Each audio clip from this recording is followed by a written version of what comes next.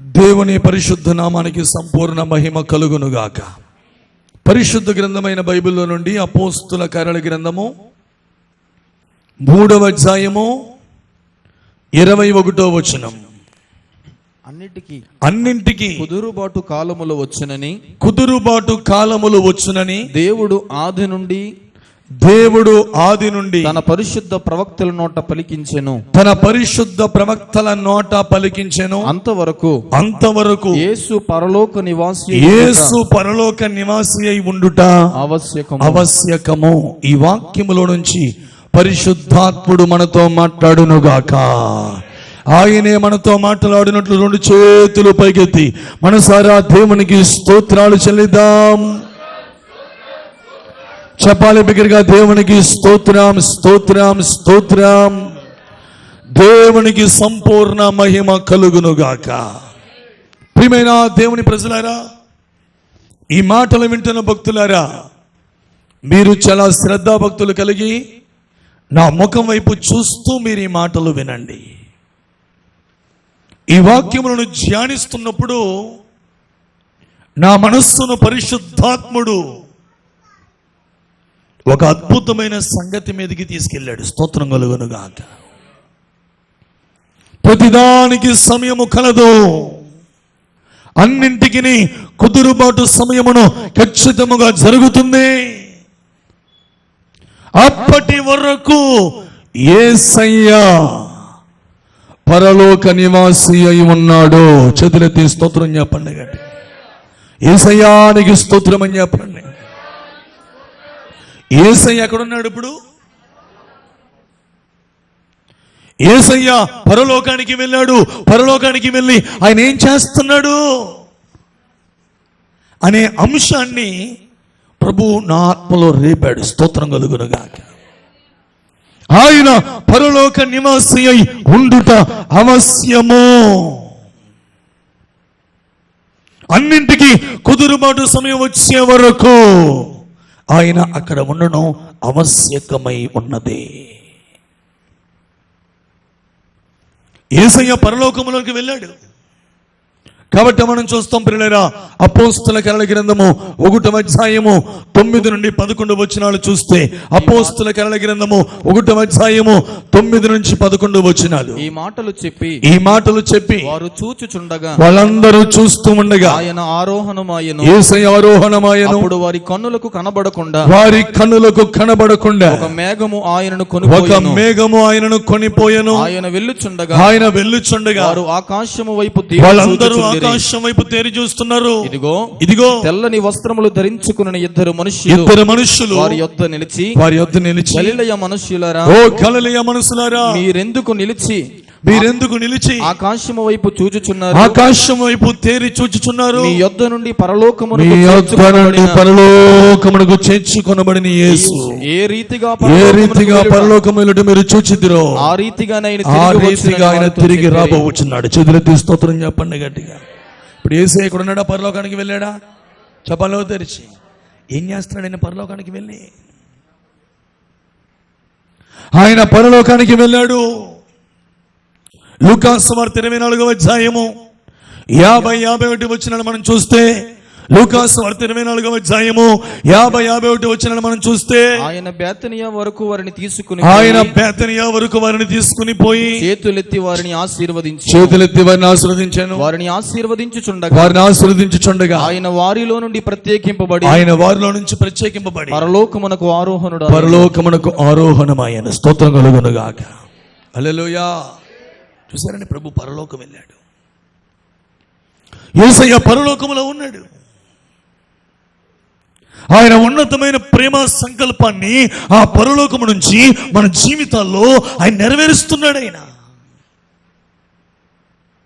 కాబట్టి పరలోకము నుంచి దిగి వచ్చిన వాడే, పరలోకానికి ఎక్కిపోయిన వాడే ఆ మనుష్య కుమారుడే అంటూ యోహాను గారు కూడా రాస్తారు. స్తోత్రం కలుగునుగాక.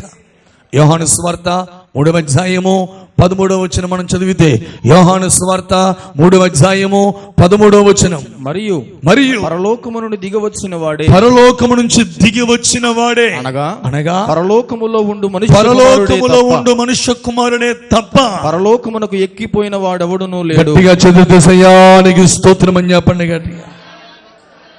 పరలోకం నుంచి దిగి వచ్చాడు, పరలోకంలో ఉన్నాడు, పరలోకానికి ఎక్కిపోయాడు. కాబట్టి నా యేసయ్య పరలోకములో ఉన్నాడు అని గట్టి, నా యేసయ్య పరలోకములో ఉన్నాడు. పక్కవచ్చండి, మీ యేసయ్య నవ్వుతూ, మీ యేసయ్య పరలోకములో ఉన్నాడు. దేవునికి స్తోత్రం కలుగును గాక. పరలోకములో ఉన్న యేసయ్య ఏం చేస్తున్నాడు? ఈ అంశాన్ని నేను బైబిల్లో చాలా రాత్రి నుంచి నా హృదయంలో పరిశుద్ధాత్ముడు ఈ భారం పోశాడు. రాత్రి నుంచి నేను బాగా ధ్యానిస్తూ వచ్చాను. కొంతమంది సేవకుల్ని ప్రశ్నించాను కావాలని. యేసుప్రభు పరలోకంలో అడగదు ఏం చేస్తున్నాడని వారిని ప్రశ్నించాను. వాళ్ళకి పరీక్ష పెట్టాను పొద్దు నుంచి. వారు కూడా ఏం చేస్తున్నాడని కొన్ని వారు కూడా కొద్దిగా బాగా బైబిల్లో స్టడీ చేసి, ఎందుకంటే మనకు వచ్చిన ఈ ఆలోచన, దేవుని స్తోత్రం కలుగును గాక. చాలా సందర్భాల్లో మనం ఎన్నోసార్లు నేర్చుకున్నాం, ఆయన మన కోసం విజ్ఞాపన అదొకటి నేర్చుకున్నాం, కానీ ఇంకా చాలా చేస్తూ ఉంటాడుగా. అప్పుడు దాకా ఆయన పరలోకంలో ఉండడం అవశ్యమని ఉందిగా, అసలు ఏం చేస్తున్నాడు అనే సబ్జెక్ట్ విషయమై బాగా ప్రార్థన చేశాను, బాగా నేను బైబిల్ స్టడీ చేశాను, బాగా బైబిల్ పరిశోధించాను. నాకు తెలిసిన కొంతమంది సేవకులను అడిగాను. ఇలాగూ నేను బాగా స్టడీ చేసి ప్రార్థనలో కూర్చొని ఆత్మ నడిపిని బట్టి పాస్టర్ గారిని కొన్ని విషయాలు అడిగాను. ఇలాగ చూస్తే మొత్తానికి 12 విషయాలు సేకరించగలిగాను. స్తోత్రం కలుగును గాక. గట్టిగా ఆమేనండి. చదివితే సయానికి స్తోత్రం అని చెప్పండి గట్టిగా. ఎన్ని విషయాలు అంటే? 12 విషయాలు అన్నీ అందరూ సేవకులు ఎవరు చెప్పలేదండి, 1-2 విషయాలు చెప్పారు.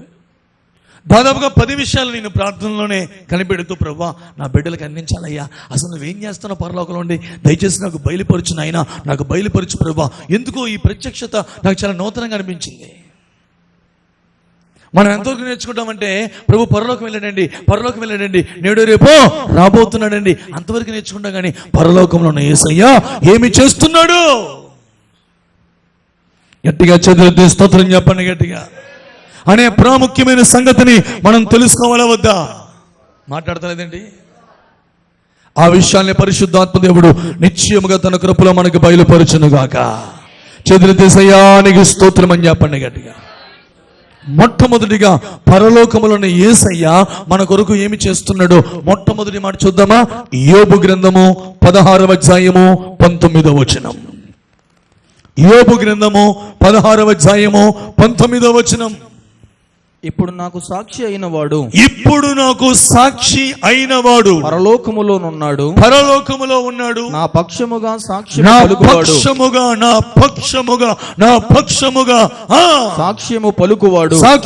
పలుకువాడు పరమందు ఉన్నాడు. నా స్నేహితులు నన్ను ఎగతాళి చేయుచున్నారు. దేవునికి చేతులెత్తి యేసయ్యానికి స్తోత్రం అని చెప్పండి గట్టిగా. చెప్పాలి, చేతులెత్తి బిగ్గరగా యేసయ్యానికి స్తోత్రమని చెప్పాలి, కాస్త గట్టిగా యేసయ్యానికి స్తోత్రమని.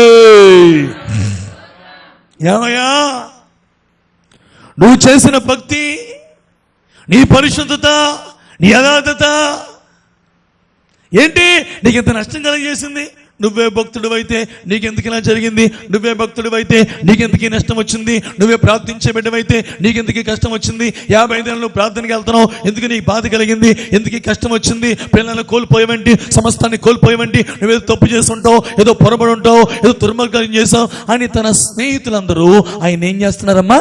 ఎగతాళి చేస్తున్నారు. వినాలందరూ చాలా శ్రద్ధగా. చాలా సందర్భాల్లో నిన్ను నన్ను కూడా చాలా మంది ఎగతాళి చేసి ఉండొచ్చు. నా ప్రాణ స్నేహితులు, నేను ప్రేమించిన స్నేహితులు నన్ను ఏం చేస్తున్నారు? నా కొరకు ఏం చేస్తున్నారు? నన్ను ఎగతాళి చేస్తున్నారు. నన్ను ఎగతాళి చేసి నా కోసమైన సాక్ష్యము పలుకుతున్నాడు.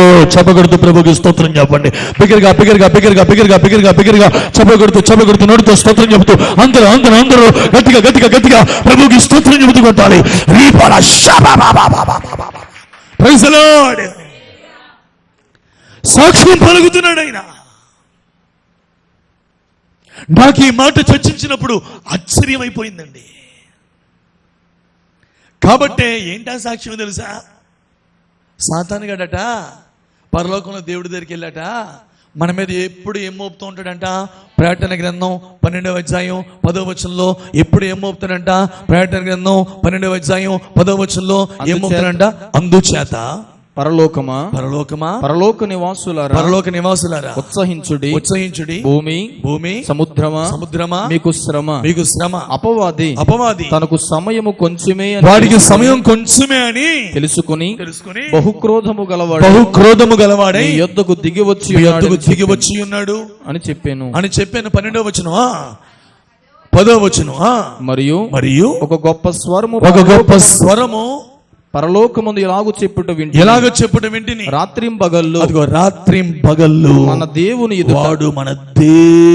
ఎదుట మన సహోదరులపై నేరము మోపువాడైన అపవాది మోపుతున్నాడట. ఇలా చూడండి అందరూ.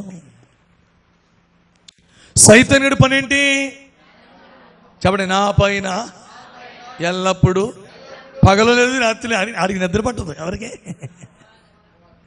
మనం శుభ్రంగా మొత్తం పడుకుంటాం అంటే ఆడికి నిద్ర రాదు.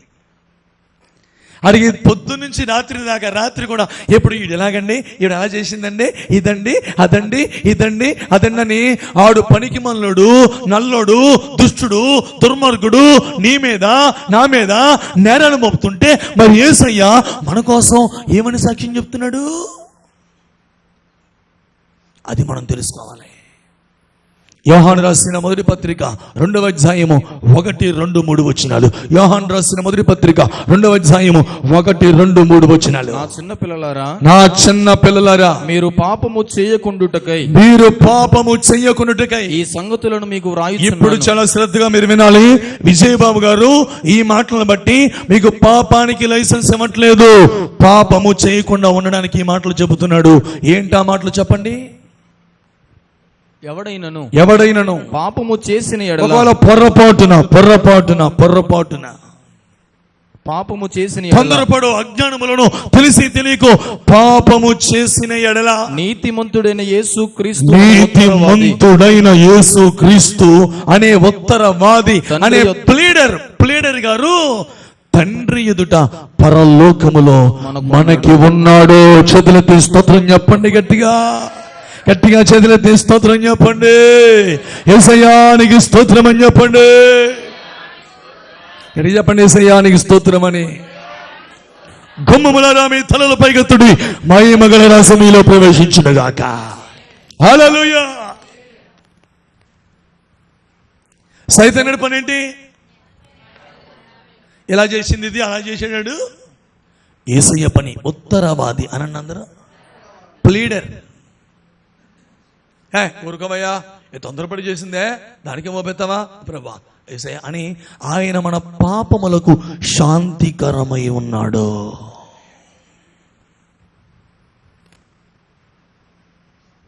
చూడండి నా మాటలు. కాబట్టి పాత నిబంధనలకు మనం వెళ్తే మీకు తెలుసు కదండి, యాజకుడైనటువంటి యెహోషువ ఏ వస్త్రాలు ధరించున్నాడు చెప్పండి నోరు తెరిచి? ఆ మలిన వస్త్రాలు ధరించుకుంటే సాతానుగాడు ఆయన మీద ఏం చేస్తున్నాడండి? ఫిర్యాదు. చెప్పండి, మాట్లాడతలేదండి. వెంటనే యేసుప్రభు ఏం చేశారండి? ఊరుకోమయ్యా అని చెప్పి అతని పాపాలు పరిహరించి ఆ మలిన వస్త్రాలు తీసి ప్రశస్తమైన వస్త్రాలు ధరింపజేశాడు. అంటే సైతానుగాడు నీ మీద నా మీద ఏ నేరాలు మోపుతున్నాడో వాటన్నిటిని యేసయ్య పరలోకములో తండ్రి ఎదుట మన పక్షముగా వాదించుచు ఉత్తరవాదిగా ఉండి ఆ పాపములన్నిటికీ శాంతకరమైన ఆయనే జరిగిస్తూ వాటన్నిటినీ తీసివేస్తున్నాడు. స్తోత్రం చెప్పండి గట్టిగా. చెప్పండి, యేసయ్యా నీకు స్తోత్రం అని చెప్పండి. ఇప్పుడు నేను ఈ మాటలకు పాపము చెయ్యండి అని చెప్తున్నానా, పాపము చెయ్యొద్దని చెబుతున్నానా? ఇంతవరకు జరిగిందేదో జరిగిపోయింది, ఇంతవరకు జరిగిందేదో జరిగిపోయింది. ఇక మీద నువ్వు పాపము చేయకుము. పరిశుద్ధాత్మ దేవుడు ఈ పత్రికని సార్వత్రిక సంఘానికి పరిశుద్ధుడైన యోహానులో నుంచి మాట్లాడుతున్నాడు. ఈ పత్రిక ఒక ప్రాంతానికి కాదు, సర్వలోకములో దేవుని ప్రజలందరికీ తెలియజేస్తున్నాడు. ఇదిగో మీ పక్షమున తండ్రి ఎదుట ఒక ఉత్తరవాది మీ పక్షంగా ఉన్నాడు. ఆ ఉత్తరవాది ఎవరండి? మన ప్రభు అయిన యేసుక్రీస్తు. స్తోత్రం చెప్పండి గట్టిగా, గట్టిగా ఆమేనండి. చేతుల దేశయానికి స్తోత్రం అని చెప్పు గట్టిగా. దేవునికి మహిమ కలుగునుగాక. అర్థమవుతుందండి? కాబట్టి చదువునన్న యోహాను రాసిన మొదటి పత్రిక 2వ అధ్యాయము 1 నుంచి మళ్ళా. నా చిన్న పిల్లలారా, మీరు పాపము చేయకుండుటకై, ఈ సంగతులను మీకు రాస్తున్నాను.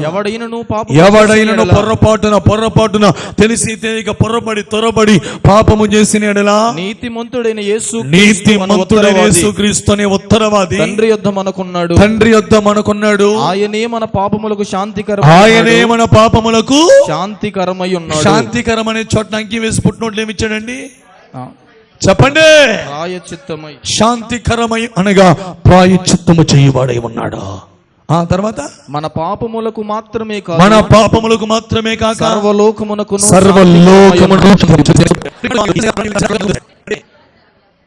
అంటే యోహాను పరలోకములో యేసయ్య ఏం చేస్తున్నాడో ఆ దర్శనం చూసి ఏం చేశాడండి? రాశాడు ప్రజలకి. దాన్ని తెలుసుకోవాలని మన కోసం కూడా గ్రంథస్థం చేశాడు. ఈ రోజు వాటిని మనం తెలుసుకోవాలని పరిశుద్ధాత్ముడు నీతో నాతో మాట్లాడుతున్నాడు. స్తోత్రం కలుగునుగా. హల్లెలూయా. నువ్వు నేను ఎంత విలువైన వారమంటే, దేవుని ప్రేమ ఎంత గొప్పదంటే, దేవుని దృష్టిలో నేను ఎంత విలువగా ఆయన చూస్తున్నారంటే, పొర్రపడి పాపము చేసిన ఆ దుర్మార్గుడైతే, ఆ దుష్టుడైతే నేరాలు మోపుతున్నాడు. ఇదిగో ఈమె ఇలా చేసింది, ఇతను ఇలా చేశాడు, ఏంటి ప్రభు నీ బిడ్డలని చెప్పావు కదయ్యా, ఏంటయ్యా ఇది అంటుంటే యేసు ప్రభు నోరుమయ్య తొందరపడేది చేశారులే, కంగారు పడతాం ఎందుకు అని పరలోకములో ఉన్న యేసయ్య మన పక్షంగా ఉత్తరవాదిగా ఉండి, స్తోత్రం చెప్పండి గట్టిగా, మన కోసం సాక్ష్యం పలుకుతూ ఆమేనండి. స్తోత్రం చెప్పండి. మనుషుల్ని అవమానపరిచిన, స్నేహితుల్ని అవమానపరిచిన, రక్త సంబంధుల్ని అవమానపరిచిన యోబుని వాళ్ళందరూ ఏం చేశారండి? ఎగతాళి చేసిన యేసయ్య పరలోకంలో నీ పక్షంగా ఉత్తరవాదిగా ఉన్నాడు. ఆయన హల్లెలూయా. లాయర్గా ఉన్నాడు. హల్లెలూయా. జడ్జి ముందు స్తోత్రం చెప్పండి గట్టిగా. ఇలా ఓ ఫోన్లో ఒక ఆయన నిలబడ్డాడు. వెంటనే ఒక లాయర్ వచ్చిగో ఇది ఎలా చేశాడండి, అలా చేశాడండి, ఈ రాత్రి అలా చేశాడండి, ఆ రాత్రి అలా చేశాడండి, పలాంటి టైంకి ఎక్కడ ఉన్నాడండి, అదండి ఇదేనంటే వెంటనే అతని పక్షంగా కూడా ఉంటారు ఒక లాయరు. ఆగవయ్యా ఏంటో మాట్లాడుతున్నా సార్, జడ్జి గారు చూడండి, ఇదిగోండి ఇటు పలాంటి టైంకి అని చెప్పేసి ఆయన రీతి అంతా కూడా ఆయన చెప్తాడు. స్తోత్రం చెప్పండి గట్టిగా ఆమేనండి. యేసయ్య నీ స్తోత్రం అని చెప్ప. అలా ఈరోజు అయ్యగారు భలే ముడిపేర్లే, భలే చెప్పారులే, ఇక రోజు ఎరగేద్దాం, ఏంటది చచ్చిపోతాం చేద్దాం, దుర్మార్గ పనులు చేద్దాంలే, భలే పాపానికి లైసెన్స్ ఇచ్చాడు విజయబాబు గారు అనే తప్పుడు సిద్ధాంతాన్ని నా మీద మోపకండి. నేను ఖచ్చితంగా చెప్తున్నాను, అక్కడ ముందే యోహాను గారు ఈ మాటలు చెప్తున్నప్పుడు పాపము చేయడానికి చెప్పాడా, పాపము చేయకుండా చెప్పాడా?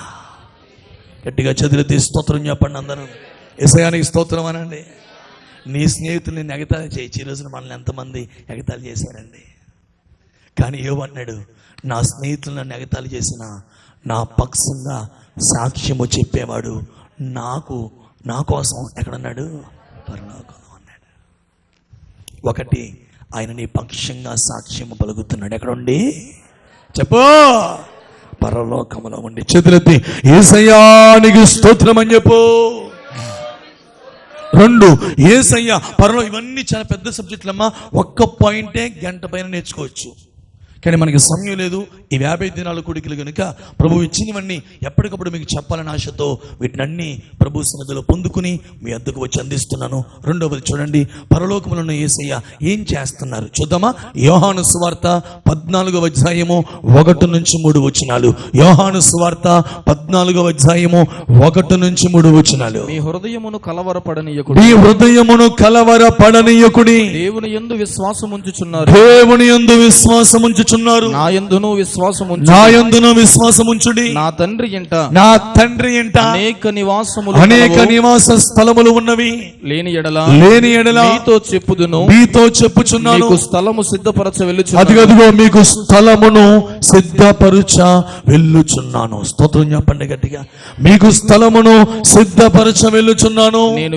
నేను వెళ్ళి మీకు స్థలము సిద్ధపరచిన ఎడల నేనుండు స్థలములో మీరును ఉండులాగున మరలా వచ్చి నా యొద్ద నుండుటకు మిమ్మును తీసుకొని గట్టిగా చేతులు తీసయ్యా నీకు స్తోత్రం అని చెప్పండి గట్టిగా.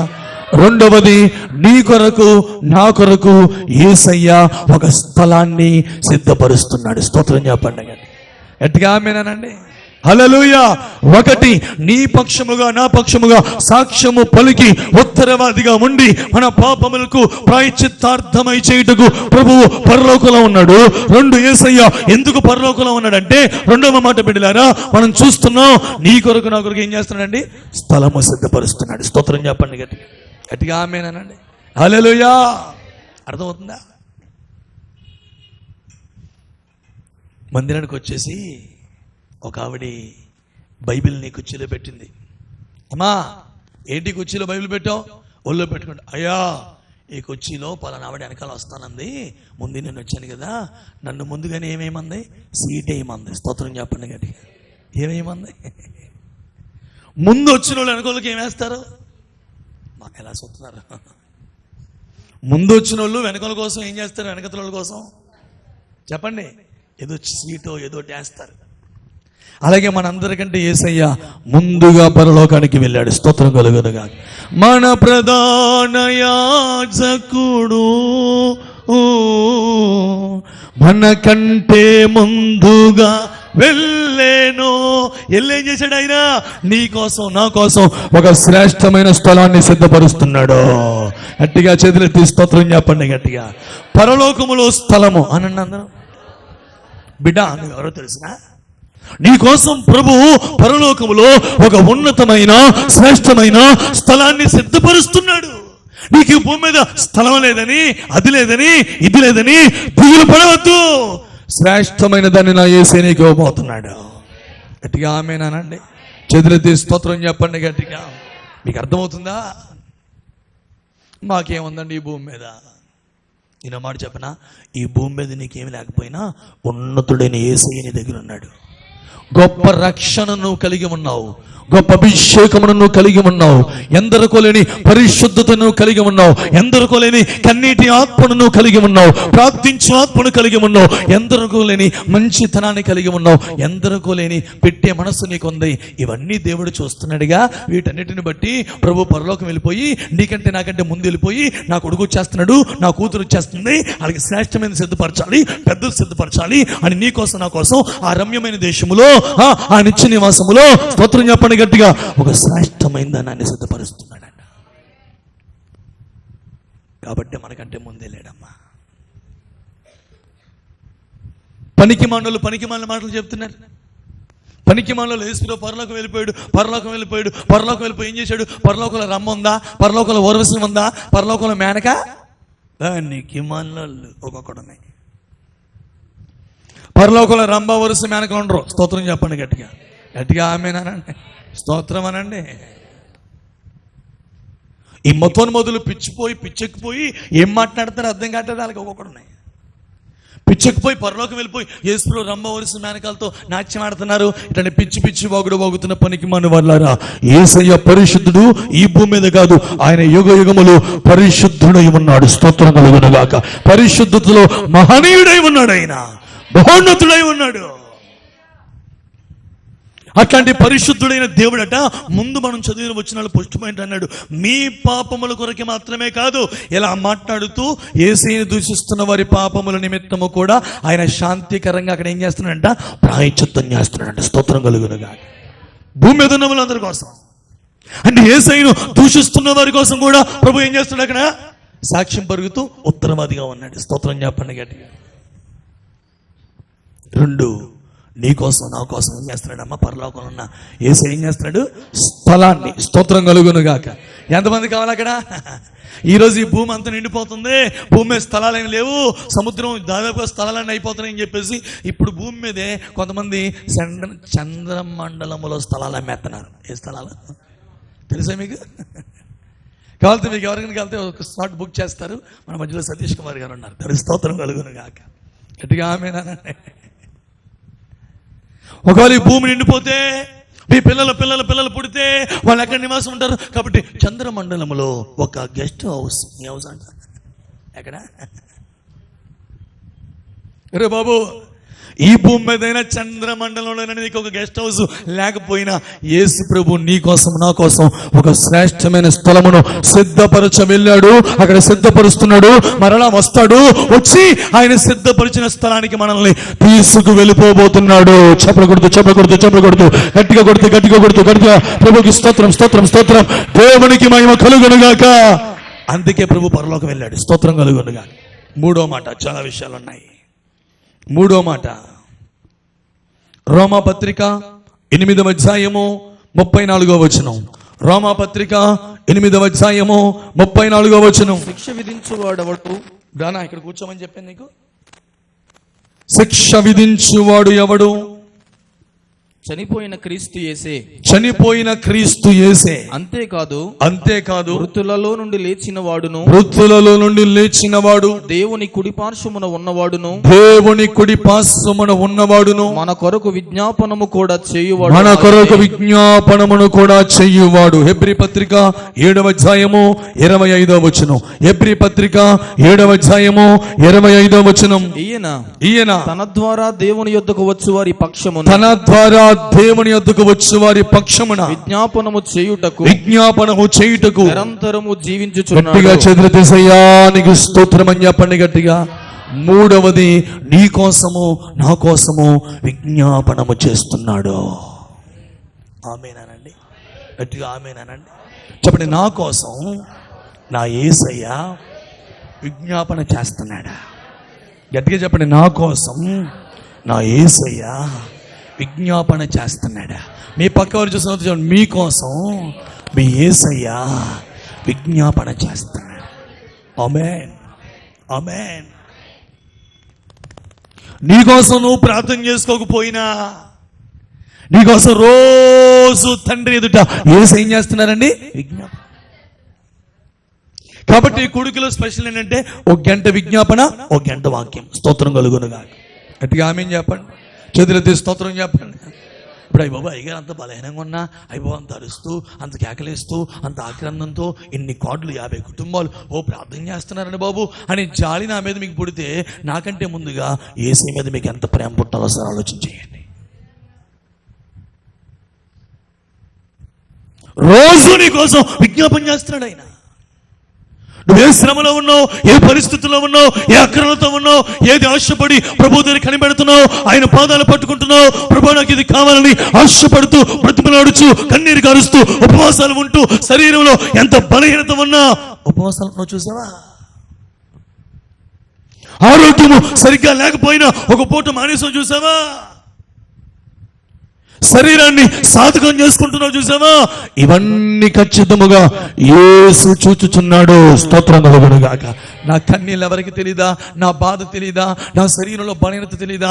నా భర్త నన్ను పట్టించుకోవట్లేదు, నా పిల్లలు నన్ను అర్థం చేసుకోవట్లేదు, అయ్యో ఏంటి ప్రభువా వీరిని మార్చండి నాయనా, సహకరించండి ప్రభువా అని ఏడుస్తున్న నీ ఏడుపుని చూసిన యేసయ్య తండ్రి ఎదుట ఏం చేస్తున్నాడు? విజ్ఞాపన చేస్తున్నాడు. ప్రభువా సంపూర్ణంగా రక్షించండి, సంపూర్ణ సిద్ధిని పొందాలి వీరు. రేపు ఎవరు విడవబడకూడదు, అందరూ రెప్పపాటులో మహిమగా మారిపోవాలి. స్తోత్రం చెప్పండి గట్టిగా. చెప్పాలి యేసయ్యానికి స్తోత్రం అని చెప్పండి. దేవునికి మహిమ కలుగును గాక. ఒకటి ఏం చేస్తున్నాడమ్మా? ఒకటి ఒకటి ఒకటి ఒకటి ఒకటి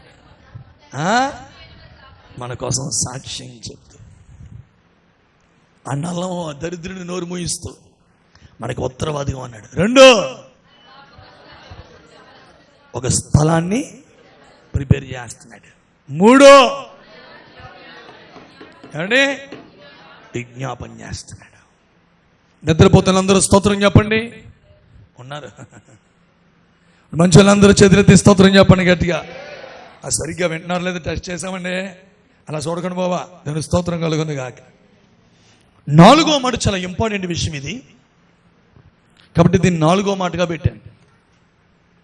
అంటే 7 విషయాల్లో మధ్య పాయింట్ ఇది, చాలా ఇంపార్టెంట్ ఇది. చూద్దామా? చూద్దాం. కీర్తన గ్రంథము 110వ కీర్తన 1వ వచనం. కీర్తన గ్రంథము 110వ కీర్తన 1వ వచనం. ప్రభువు నా ప్రభువుతో సెలవిచ్చిన వాక్కు, నేను నీ శత్రువులను నీ పాదములకు పీఠముగా చేయు వరకు, నీ శత్రువులను నీ పాదములకు పీఠములుగా చేయు వరకు నా కుడి పార్శ్వమున కూర్చుండుము. తండ్రి కుడి పార్శ్వమున కూర్చుండుము. మార్కు సువార్త 16వ అధ్యాయము 19వ వచనం. మార్కు సువార్త 16వ అధ్యాయము 19వ వచనం. ఎలాగు ప్రభు అయిన యేసు వారితో మాట్లాడిన తరువాత పరలోకమునకు చేర్చుకొనబడి దేవుని కుడి పార్శ్వమున ఆసీనుడయ్యను. అపోస్తుల కార్యాల గ్రంథము 2వ అధ్యాయము 34వ వచనం. అపోస్తుల కార్యాల గ్రంథము 2వ అధ్యాయము 34వ వచనం. దావీదు పరలోకమునకు ఎక్కిపోలేదు, అయితే అతడెట్లనెను, నేను నీ శత్రువులను నీ పాదముల క్రింద పాదపీఠముగా ఉంచు. నీ శత్రువులను, అపవాది తంత్రములను, శత్రు కోటలను నీ పాదముల కింద పాదపీఠములుగా ఉంచు వరకు నీవు నా కుడి పార్శ్వమున కూర్చుండుమని ప్రభువు నా ప్రభువుతో చెప్పెను. ఎఫెసు పత్రిక 1వ అధ్యాయము 21వ వచనం. ఎఫెసు పత్రిక 1వ అధ్యాయము 21వ వచనం. ఆయన ఆ బలాతిశయము చేత క్రీస్తును మృతులలో నుండి లేపి సమస్తమైన ఆధిపత్యము కంటెను, అధికారము కంటెను, శక్తి కంటెను, ప్రభుత్వము కంటెను, ఈ యుగమునందు మాత్రమే కాక రాబోవు యుగమునందును పేరు పొందిన ప్రతి నామము కంటెను ఎంతో హెచ్చుగా పరలోకమునందు ఆయనను తన కుడి పార్శ్వమున కూర్చుండబెట్టుకుని ఉన్నాడు. ఎబ్రీ పత్రిక 8వ అధ్యాయము 1-2 వచనాలు. ఎబ్రీ పత్రిక 8వ అధ్యాయము 1-2 వచనాలు. మేము వివరించుచున్న సంగతులలోని సారాంశం ఏదనగా మనకు అట్టి ప్రధాన యాజకుడు ఒకడున్నాడు. ఆయన పరిశుద్ధాలయమునకు అనగా మనుష్యుడు కాక ప్రభువే స్థాపించిన నిజమైన గుడారమునకు పరిచారకుడై పరలోకమందు మహామహుని సింహాసనమునకు కుడి పార్శ్వమున ఆసీనుడై ఉన్నాడు. చేతులెత్తి యేసయ్యానికి స్తోత్రం అని చెప్పండి గట్టిగా. కుడివైపు అంటే గౌరవప్రదమైన అధికార స్థానం. స్తోత్రం చెప్పండి గట్టిగా. ఎప్పటి వరకు ఆయన పరలోకములో తండ్రి కుడి పార్శ్వమునందు గౌరవప్రదమైన అధికార స్థానమును పొందుకుని పరలోకంలో ఉన్నాడు తెలుసునండి.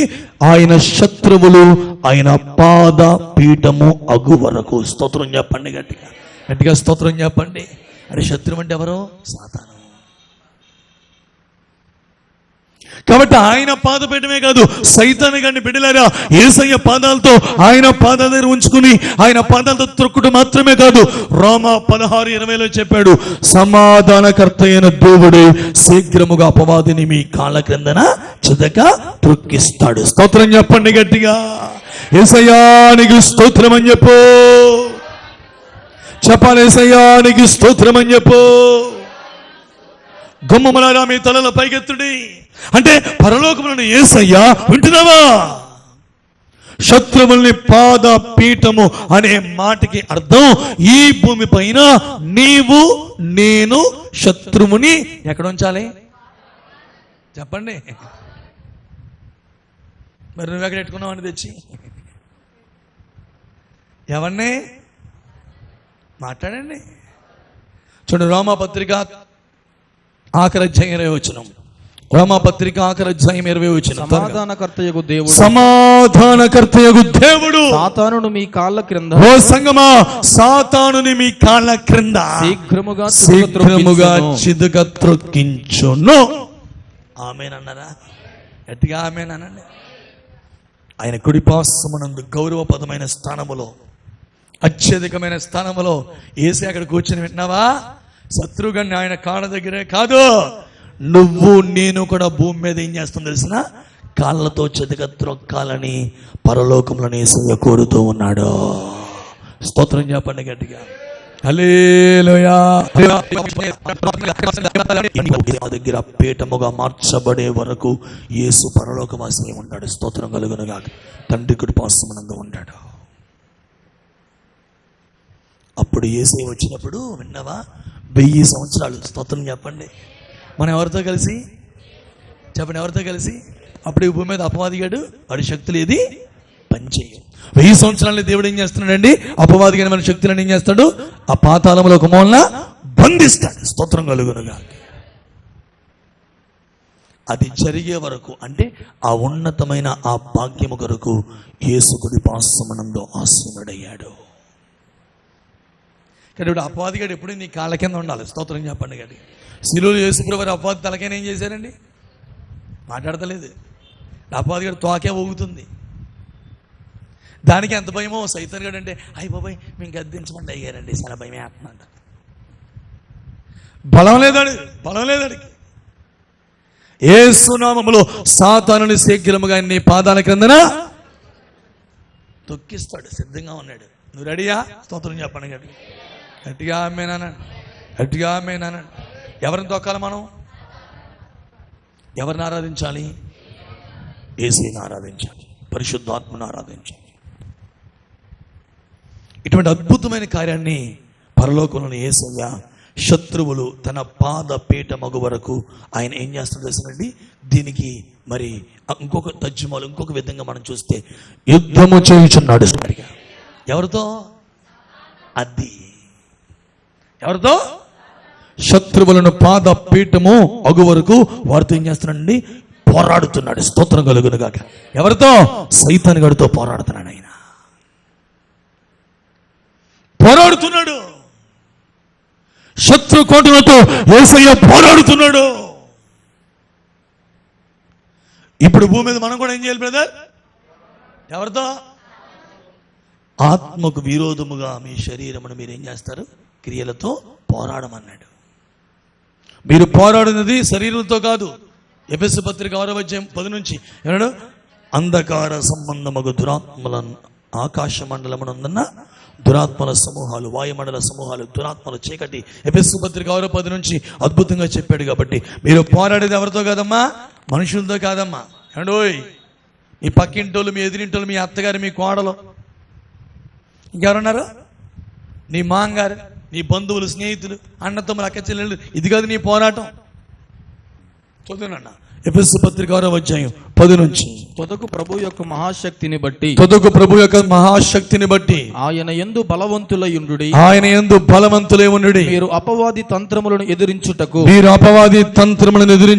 శక్తిమంతులగునట్లు దేవుడిచ్చే సర్వాంగ కవచాన్ని ధరించుకొనుడి. ఏలయనగా మనము పోరాడునది, అదిగోండి మనం పోరాడేది శరీరులతో కాదు. ఏమండి ఎవరితో కాదట? యేసయ్య పరలోకంలో ఎవరితో పోరాడుతున్నాడు?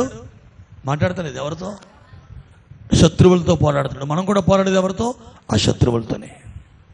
మనము పోరాడునది శరీరులతో కాదు గాని ప్రధానులతోను అధికారులతోను ప్రస్తుత అంధకార సంబంధులకు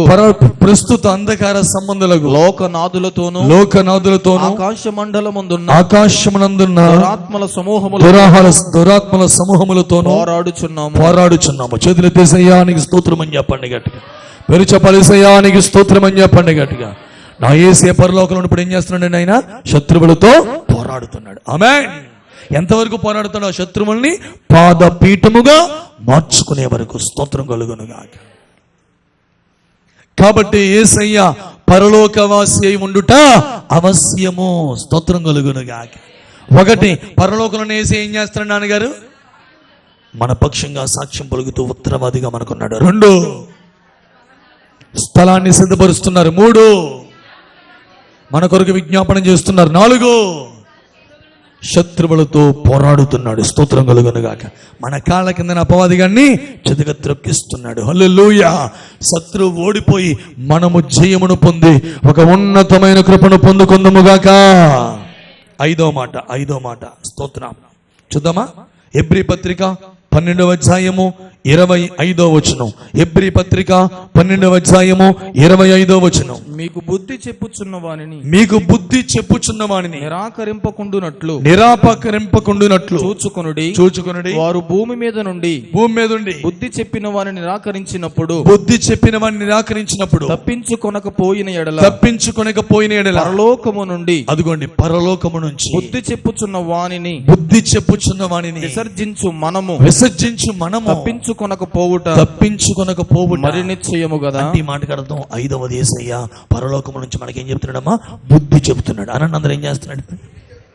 కేవలం ఉత్తరవాదిగా ఉండడం మాత్రమే కాదు, కేవలం నీ కోసం విజ్ఞాపన చేయడం మాత్రమే కాదు, కేవలం నీ కోసం స్థలాన్ని సిద్ధపరచడం మాత్రమే కాదు. 5వ మాట, ఖచ్చితముగా పరలోకములో యేసయ్య నీకును నాకును పరమార్లు ఏం చేస్తున్నాడు? బుద్ధి చెబుతున్నాడు. చేతులెత్తి స్తోత్రం చెప్పండి, గట్టిగా చెప్పండి. యేసయ్య నీ స్తోత్రం అనండి. ఇప్పుడు ఈ బుద్ధి చెప్పుచున్న వాడిని మనం లక్ష్యపరచాలా, నిర్లక్ష్యం చేయాలా? మాట్లాడండి. అయ్యో నిజమే ప్రభువా, అయ్యో నన్ను ఇలా గద్దిస్తున్నాడు, నాకు బుద్ధి చెప్తున్నాడు, కరెక్టే, నేను ఈ తప్పిదములో ఉన్నాను, ఈ అపవిత్రతలో ఉన్నాను, ఈ లోపం నాలో ఉంది, ఇది కరెక్టే, నేను తీసేసుకోవాలి అని నువ్వు తీసుకుంటే ఖచ్చితంగా ఉగ్రత నుంచి నువ్వు తప్పించబడతావు, నిత్య నివాసంలోనికి నువ్వు ప్రవేశిస్తావు. ఒకవేళ గనక బుద్ధి చెప్పుచున్న వాడిని నిరాకరించావా, బుద్ధి చెప్పుచున్న పరలోకము నుంచి నీకు బుద్ధి చెప్పుచున్న యేసయ్యను నిరాకరిస్తే మనం ఏమాత్రం కూడా ఉగ్రత నుంచి మనము తప్పించుకోలేమంట బ్రదర్. కాబట్టి 5వది, యేసయ్య నాకేం చేస్తున్నారు నాన్నగారు? మాట్లాడండి. పరలోకము నుంచి మనకేం చెప్తున్నాడు? బుద్ధి చెబుతున్నాడు. ఇంకేం చేస్తున్నాడు? 6వ వచనం మనం చూద్దాం బిడ్డలారా. 6వ వచనం మనం చూద్దాం. దేవునికి స్తోత్రం కలుగును గాక. నా కుమారుడా, ఎఫెసు పత్రిక 6వ విషయాన్ని మనం చూద్దాం. 6వ విషయాన్ని ఎఫెసు పత్రిక 1వ అధ్యాయము 3వ వచనం. ఎఫెసు పత్రిక 1వ అధ్యాయము 3వ వచనం. మన ప్రభువైన యేసుక్రీస్తు యొక్క తండ్రియగు దేవుడు స్తుతింపబడును గాక. ఆయన క్రీస్తునందు క్రీస్తు ఎక్కడ ఉన్నారు ఇప్పుడు? మాట్లాడాలి మీద ఎవరు తెచ్చి. యేసయ్య ఎక్కడ ఉన్నారమ్మా? పరలోకంలో ఉన్నారు. ఆ పరలోకంలో క్రీస్తునందు పర సంబంధమైన ప్రతి ఆశీర్వాదములను మనకి అనుగ్రహిస్తున్నాడు. స్తోత్రం చెప్పండి గట్టిగా. 6వ మాట, యేసయ్య పరలోకంలో ఏం చేస్తున్నాడు తెలుసునండి? ఏ ఆశీర్వాదాలు? మాట్లాడాలి. ఏ ఆశీర్వాదాలు? ఆత్మ సంబంధమైన పర సంబంధమైన ఆశీర్వాదాలు మనకు అనుగ్రహిస్తున్నాడు. బాప్తిసం అనండి. ఈ భూ సంబంధమైన ఆశీర్వాదమా, పరలోక సంబంధమైన ఆశీర్వాదమా? ఇంకా ఎంతమంది పొందాలి అది? పర్లేదు, సిగ్గుపడకుండా చేయి పైకెత్తండి. బాప్తిసములు ఇంకా ఎంతమంది పొందారో చేయి పైకెత్తండి. ఏమా సోఫియా, ఏమండి ఉగాదమ్మ గారు, ఈ దేవి, ఇంకేంటి, దేవుని స్తోత్రం కలుగును గాక. సువర్ణ. ఇప్పుడు ఎలా చూడండి, బాప్తిసము వినండమ్మా, పరలోక సంబంధమైన ఆశీర్వాదమా, భూ సంబంధమైన ఆశీర్వాదమా? ఇప్పుడు ఇలా ఎవరు? సోఫియా, దేవి, ఉగాదమ్మ గారు, సువర్ణ, వీళ్ళ నలుగురు ఇంకా ఏం పొందాలా? ఇప్పుడు దాన్ని ఇవ్వడానికి ప్రభు వారు పరలోకంలో సిద్ధంగా ఉన్నాడు లేదా? మాట్లాడతలేదు. తర్వాత అభిషేకం అనండి అందరూ. పరిశుద్ధాత్మ నింపుదల. ఇది పరలోక సంబంధమైన ఆశీర్వాదమా, భూమి మీద ఆశీర్వాదమా? ఇప్పుడు ఆ పరలోక సంబంధమైన అభిషేకమును పరిశుద్ధాత్మను ఎంతమంది ఇంకా పొందవలసిన ఉన్నారు? చేతులు ఎత్తండి చూస్తాను. పరిశుద్ధాత్మను పొందవలసిన చేతులు ఎత్తండి. మరి మనమందరం పరిశుద్ధాత్మతో నింపబడాలని, అభిషేకం పొందాలని యేసయ్య ఆశపడి తన ఆత్మను పరలోకం నుంచి సమృద్ధిగా ఈ భూమి మీద కుమ్మరిస్తున్నాడు లేదా? మాట్లాడండి. ఇప్పుడు ఆశీర్వాదాలు మనకొద్దు ప్రభా, నాకు పరలోకంలోకి ఏమొద్దు కానీ ఆయన ఈ భూమి మీద ప్రభా ఒక మంచి కారు ఇస్తామని ఆయన చర్చికి రావడానికి ఇబ్బంది అవుతుంది, ఏం కావాలంటే ఒకటే రాత్రి నీకు పర సంబంధమైన ఆశీర్వాదం పైన దృష్టి పెట్టి ఆ పర సంబంధమైన దీవెన పొందుకో. ఈ భూమి మీద ఎప్పుడు ఎక్కడ నీకు ఎలా కావాలో సమస్తం ఎరిగిన దేవుడు నీకు సమకూర్చు దేవుడై ఉన్నాడు. స్తోత్రం చెప్పండి గట్టిగా. మన కోసం తన ప్రాణాన్నే పెట్టిన దేవుడు ప్రాణంతో పాటు ఈ సమస్తాన్ని కలగజేయగలడా, కలగజేయలేడా? నీ అక్కర్లు తీర్చలేడా? నీ పరిస్థితుల్ని చక్కదిద్దలేడా చెప్పండి? ప్రాణమే పెట్టాడు కదండి. మనం చాలా సందర్భాల్లో ఆ పర సంబంధమైన తర్వాత పరిశుద్ధాత్మతో నింపబడ్డాం, తదు కృపావరాలు అనండి అందరూ. పరలోక సంబంధమైన భూమి మీదయా అవి పొందాలా వద్దా? తర్వాత యేసయ్యన్నాడు, ఇది నా శరీరము, ఇది నా రక్తము. అది భూమి మీద పరలోకం మీద? నా శరీరము నా రక్తం పరలోకం నుంచి దిగి వచ్చిన శరీరం అన్నాడు. కృపావరాలు, స్తోత్రం చెప్పండి గట్టిగా, హల్లెలూయా. ఇవన్నీ ఏ ఆశీర్వాదాలు? సింహాసనం ఏ ఆశీర్వాదం? కిరీటం ఏ ఆశీర్వాదం? చెప్పండి. మంచి బహుమానం ఏ ఆశీర్వాదం? ఉన్నతమైన స్వాస్థ్యం ఏ ఆశీర్వాదం? ఇవన్నీ పరలోకములను యేసయ్య మనకి అనుగ్రహించుచున్నాడు. చేతులెత్తి స్తోత్రం చెప్పండి గట్టిగా, హల్లెలూయా. దాని మీద దృష్టి పెట్టాలి. రే, మీరు రక్షణ పొందాలి, పరలోకంలో దేవుని మహిమ పొందాలి, కిరీట్ బాప్తిసం పొందాలి, ప్రభువైన యేసుక్రీస్తు సన్నిధిలో దేవుని సముఖములో చేరి ఆ ఉన్నతమైన స్వాస్థ్యము నిమిత్తమై ఈ భూమి పైన ఆ పర సంబంధమైన ఉన్నతమైన దీవెనకి నువ్వు కనిపెట్టాలి. వీలుంటే 50 దినాలు సిద్ధపడండి. 50 దినాల ముగింపులో బాప్తిస కార్యక్రమాలు ఏర్పాటు చేద్దాం. స్తోత్రం కలుగునుగాక. గట్టిగా ప్రభు స్తోత్రం చెప్పండి. పరిశుద్ధాత్మ లేని వారు 50 దినాలు కన్నీరు గార్చండి, ప్రార్థనలు చేయండి, ప్రలాపించండి. ప్రభువా, నీ అభిషేకముతో నింపమని అడగండి. దేవుడు తప్పకుండా తన ఆత్మను మీ పైన కుమ్మరిస్తాడు. కృపావరాలు లేని వారు, ప్రభువా నా కృపావరాలు కావాలయ్యా, ఆత్మ ఫలములతో నింపండి, కృపావరాలతో నింపండి, ప్రభువాసాలు ఉండి ప్రార్థన చేయండి. ఈ ఆలోచనలు మనలో పెరగాలి. చీటిలో అంశాలు రావాలి. స్తోత్రం చెప్పండి. చీటిలోకి ఏమి రావాలి? అంశాలు రావాలి. కృప కలుగునుగాక. పర సంబంధమైన ఆశీర్వాదాలు మనకి ఏం చేస్తున్నాడు? క్రీస్తు అనుగ్రహిస్తున్నాడు, కుమ్మరిస్తున్నాడంట. 7వ మాట, ఆఖరి మాట. చేతుల దేశయానికి స్తోత్రం అని చెప్పండి గట్టిగా. 7వ మాట, ఆఖరి మాట. తెస్సలోనికి రాసిన మొదటి పత్రిక, తెస్సలోనికి రాసిన మొదటి పత్రిక 1వ అధ్యాయము 10వ వచనం. తెస్సలోనికి రాసిన మొదటి పత్రిక 1వ అధ్యాయం 10వ వచనం. మీ యొద్ద మాకెట్టి ప్రవేశము కలిగెను, మీ యొద్ద మాకెట్టి ప్రవేశము కలిగెను. అక్కడి జనులు మమ్మను గూర్చి తెలియజెప్పుచున్నారు. మరియు మీరు విగ్రహములను విడిచిపెట్టి జీవము గలవాడును సత్యవంతుడునగు దేవునికి దాసులగుటకును దేవుడు మృతులలో నుండి లేపిన యేసును అనగా రాబో ఉగ్రత నుండి మనలను తప్పించుచున్న ఆయన కుమారుడైన యేసు పరలోకము నుండి వచ్చునని. అదిగోండి, స్తోత్రం చెప్పండి గట్టిగా. ఎక్కడ నుంచి వచ్చునని? పరలోకము నుండి వచ్చునని ఎదురు చూచుటకును. అంటే 7వ మాట, యేసయ్య పరలోకములో వచ్చుటకు సిద్ధముగా ఉన్నాడు. మత్తయి సువార్త 24వ అధ్యాయము 32, 33 వచనాలు. మత్తయి సువార్త 24వ అధ్యాయము 32, 33 వచనాలు. అంజూరపు చెట్టును చూచి ఒక ఉపమానము నేర్చుకునుడి. అంజూరపు కొమ్మలు లేతవై చిగురించినప్పుడు వసంతకాలము ఇంకా సమీపముగా ఉన్నదని మీకు తెలియను. ఆ ప్రకారమే మీరు ఈ సంగతులను చూచినప్పుడు ఆయన సమీపమునే ద్వారము దగ్గరే ఉన్నాడు. మార్కు సువార్త 13వ అధ్యాయము 28-29 వచనాలు. మార్కు సువార్త 13వ అధ్యాయము 28-29 వచనాలు. అంజూరపు చెట్టును చూచి ఒక ఉపమానము నేర్చుకుని దాని కొమ్మ ఇంకా లేతదై చిగురించినప్పుడు వసంతకాలము సమీపముగా ఉన్నదని మీకు తెలియను.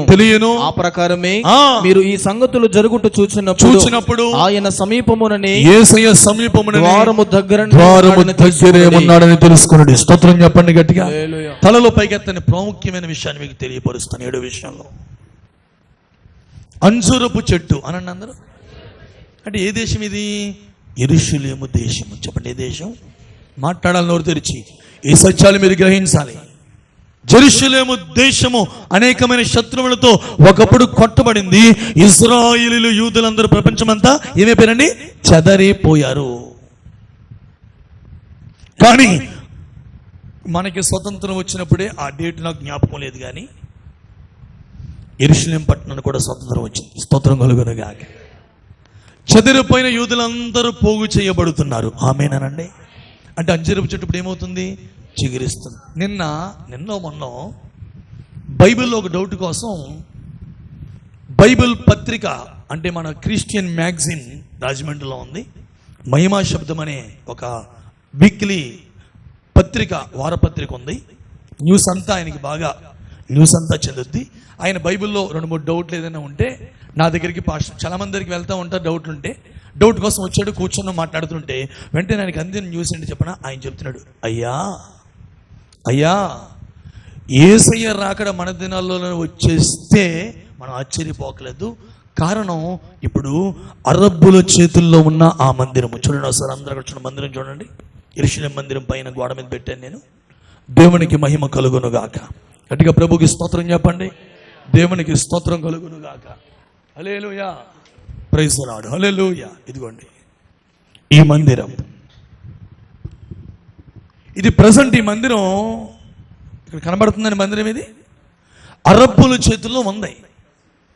ఇప్పుడు ఈ మందిరాన్ని విన్నారండి, యెరూషలేము ప్రెసిడెంట్ గారట రీసెంట్గా ఈ మందిరాన్ని యూదులకి అప్పగించేయమని ఆజ్ఞించాడంట. స్తోత్రం చెప్పండి, గట్టిగా గట్టిగా ఆమేన్ చెప్పండి.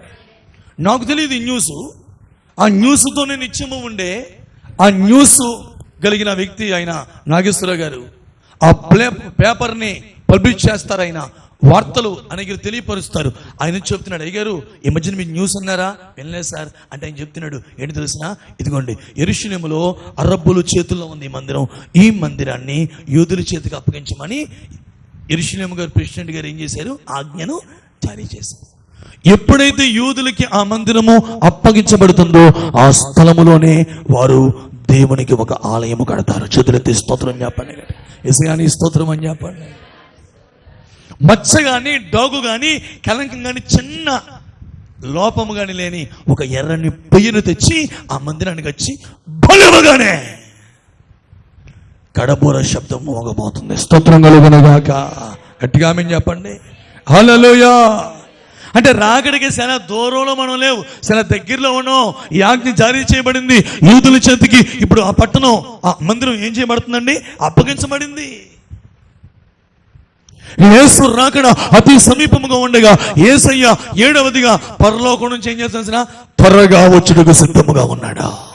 స్తోత్రం చెప్పండి గట్టిగా, యేసయ్యానికి స్తోత్రం అనండి. రెడీగా ఉన్నాడు ఆయన. యేసు రాజుగా తెలుసది మీకు, భూలోకమంతా కాలం లేదు. ఆ న్యూస్ని మొన్న ఉదయం వచ్చారు ఆయన నాతో మాట్లాడుతూ ఆ విషయం చెప్పాడు. కాబట్టి అంజూరపు చెట్టు అంటే ఏంటండి, యెరూషలేము దేశం చిగురిస్తుందా లేదా, చిగురిచింది. దాన్ని చూసినప్పుడు వెంటనే యేసయ్య ఎక్కడ ఉన్నాడు, ద్వారము దగ్గరే వచ్చుడికైనా ఎలా ఉన్నాడు, సిద్ధముగా ఉన్నాడు. వస్తానన్న యేసు రాజు. ఇంకా బతికేద్దాం ఈ భూమి మీద, ఇంకెంతకాలం బతుకుతావు అమ్మా బ్రదర్, ఇంకెంతకాలం బతుకుతావు, బతికిన బతుకు చాలు. ఇక్కడ నుంచి అయినా యేసు కోసం మనం బ్రతుకుదుముగాక. అన్నింటికి కుదుడుపాటు కాలము వచ్చును. కాలములు సమయములు దేవుని చేతుల్లో ఉన్నాయి. అంతవరకు యేసు పరలోకవాసి అయి ఉండుట ఆవశ్యకము. స్తోత్రం కలుగునుగాక. పరలోకవాసిగా ఉన్న యేసయ్య మొత్తం ఎన్ని పనులు చేస్తున్నాడు చెప్పండి, త్వరగా చెప్పేయాలి వచ్చి ముగింపులోకి. త్వరగా చెప్పండి, ఎన్ని పనులు చేస్తున్నాడు? కనబడతలేదు, మీ కళ్ళు కూడా కనబడతలేదా? మొత్తం 7 పనులు చేస్తాడు. మొట్టమొదటి పని ఏంటి, మన కొరకు సాక్ష్యము చెప్పుటకు మనకి ఉత్తరవాదిగా పరలోకములో ప్రభు ఉన్నాడు. రెండవది, మనకి స్థలమును సిద్ధపరుచున్నాడు. మూడవది, మన కొరకు విజ్ఞాపన చేయుచున్నారు. నాలుగవది, శత్రువులతో పోరాడి శత్రువుల్ని మన పాద పీఠములుగా చేయ వరకు ఆయన తండ్రి కుడి పార్శ్వమునందు ఉన్నాడు. ఐదవది, ఏమండి మనకి పరలోకం నుంచి ఆయన బుద్ధి చెబుతున్నాడు. ఆరవది, పర సంబంధమైన ఆశీర్వాదాలు మనకు అనుగ్రహిస్తున్నారు. ఏడవది, వచ్చుటకు సిద్ధముగా ఉన్నాడు. స్తోత్రం కలుగునుగాక. అట్టి మహా యేసయ్య రాకడకు మనల్ని త్వరగా సిద్ధపరచుకుందాం. ఏ విధేతలు ఉన్నాయో, ఏ ఎత్తబడే స్థితిని పొందకుండా ఇంకా నీలో లోపాలు ఉన్నాయో అవన్నీ యేసు నామములో సరి చేయబడునుగాక. నీ కొరకు నా కొరకు ఉన్నతమైన స్థలాన్ని సిద్ధపరుస్తున్నాడు ఆయన, శ్రేష్టమైన గృహాన్ని సిద్ధపరుస్తున్నాడు. ఆ ప్రభు సన్నిధిలో మనమందరం మోకరించి ప్రభువా ప్రభువా ప్రభువా ప్రభు అని అందరూ మోకరించి రెండు చేతులు పైకెత్తి ప్రభుకి స్తోత్రాలు చెల్లిద్దాం. నిలువు మోకాళ్ళ వేద్దాం. కూర్చున్న వాళ్ళు లేచి నిలబడదాం. ప్రభు సన్నిధిలో ప్రభువా కృప కావాలి నాయన.